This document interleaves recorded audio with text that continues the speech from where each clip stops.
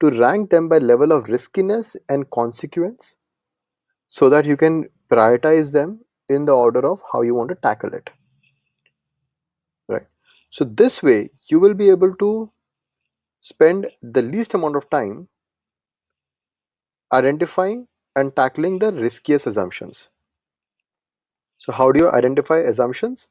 A tool that has been helpful is the business model canvas. The points under the customer segment of the canvas and the value proposition segment of the canvas will direct you to the assumptions. You will try to link the customer segment to the revenue stream by proposing unique values of your product. That's when you will realize the assumptions you're making, right? So basically you need to look at the customer segment of the canvas, okay, and the value proposition of the canvas. And these two things will help you to identify the assumptions. You will try to link the customer segment to the revenue stream by proposing unique values of your product. That's when you realize the assumptions that you're making. And that's the direction that I typically take. So we have been mentioning it since the beginning that the riskiest assumptions should be tackled first. But how would you recognize these assumptions? And that is where the business model canvas um, comes into picture. Let's look at the example on the next slide. Right. So let's say the problem is there is a need for fresh, healthy afternoon juices at doorstep in the neighborhood. This canvas depicts the business model. So key partners is the neighborhood, maintenance, municipality, and so on. Key activities are making fresh fruit juice, marketing, selling. Key resources would be ingredients, food prep equipment, food service equipment, portable cart. Value proposition would be fresh fruit juice delivered to your doorstep within the neighborhood during the day.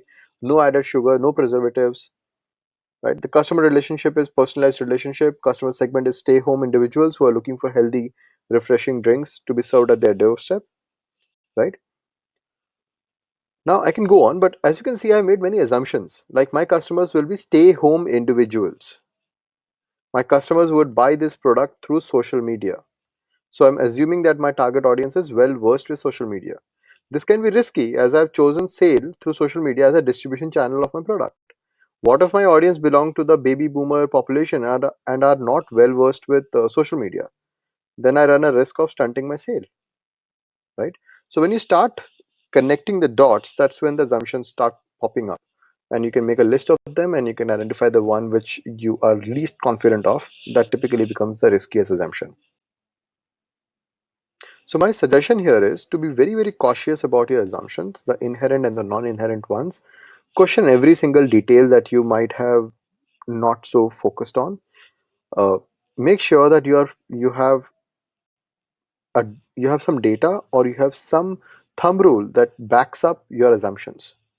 If you do not have that, then treat that assumption as a test, as worth testing before you actually jump deep into the picture. That's all for now. Take care.